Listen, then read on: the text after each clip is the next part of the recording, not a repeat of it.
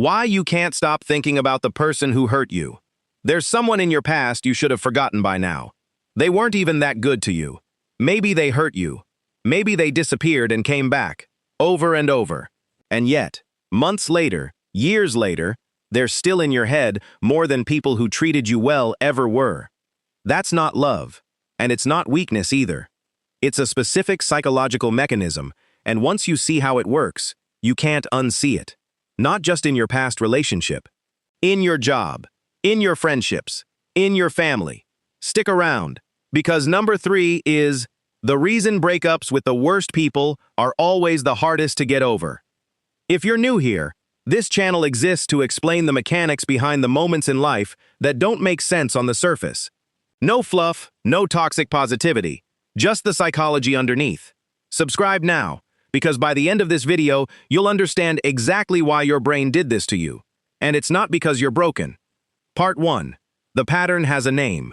Psychologists call it intermittent reinforcement. Here's the concept in its simplest form. A reward that comes every single time loses its power fast. But a reward that comes unpredictably, sometimes yes, sometimes no, sometimes after a long wait, creates the strongest possible urge to keep chasing it. This isn't a theory about love. It's basic behavioral psychology, first documented in the 1950s with lab animals pulling levers. The animals that got a reward every time eventually stopped pulling. The animals that got a reward randomly pulled the lever obsessively, even long after the reward stopped coming at all. Now replace the lever with a phone. Replace the reward with affection, attention, or approval from a person who runs hot and cold. That's why the relationship that was consistent and safe faded from memory fast, and the one that was unpredictable is still running in your head on a loop. Part 2. Why your brain defends the person who hurt you. Here's the part that feels the most confusing from the inside. Sometimes you find yourself defending them, making excuses, remembering the good 5% instead of the bad 95. This is called a trauma bond, and it isn't a character flaw. It's a survival mechanism misfiring. When pain and comfort come from the same source, the brain doesn't file them as separate events. It files them as one relationship where relief is only ever a few steps away from the person who caused the pain in the first place. So instead of associating them with the harm, part of you associates them with the relief from the harm and starts craving access back to that source. This is the same mechanism seen in hostage situations, in cult dynamics, and in ordinary relationships that never should have lasted as long as they did. Part 3. Why the worst ones are the hardest to leave. This is the part almost nobody expects. The more unpredictable someone was, the harder they are to get over, not the less. A person who was steady and kind and then left is sad to lose. A person who ran hot and cold, who pulled away and came back, who made you earn affection you used to get for free. That person's absence doesn't just feel like loss. It feels like an unfinished search. Your brain hasn't logged a resolved loss. It's logged an interrupted reward loop, and interrupted loops are what the mind obsesses over. This is the same reason a cliffhanger is more memorable than a resolved ending. Psychologists call this the Zeigarnik effect. Unfinished experiences occupy more mental space than finished ones.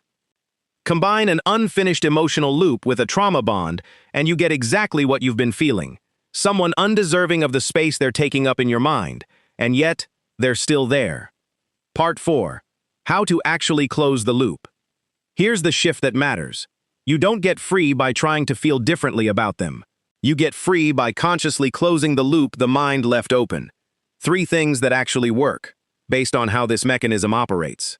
First, name the pattern out loud. Not, I miss them, but, this is intermittent reinforcement, and my brain is chasing an unpredictable reward, not a person. Naming the mechanism pulls it out of the emotional brain and into the reasoning brain, where it loses a lot of its grip. Second, write the full account, not the highlight reel.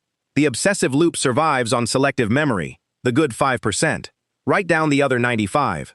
Not to hate them, to give your brain the accurate ending it's been denied. Third, remove the intermittent access. No checking. No just seeing how they're doing. Every unpredictable contact, even neutral contact, rearms the exact mechanism this video just explained. Consistency. Even the consistency of complete distance, is what finally lets the loop close. You were never chasing a bad person. You were chasing a pattern your own brain built to survive unpredictability, and that pattern doesn't care whether the source was good for you. Once you can see the mechanism, it starts losing its grip on you. That's the whole reason this channel exists. Not to make you cynical, but to make you unmanipulable, starting with the patterns running quietly in your own mind. If this explains something you've felt but never had words for, subscribe. Next time, we cover the exact opposite pattern. Why some people can walk away from anyone, instantly, without looking back. Which part hit hardest? The trauma bond, or the unfinished loop?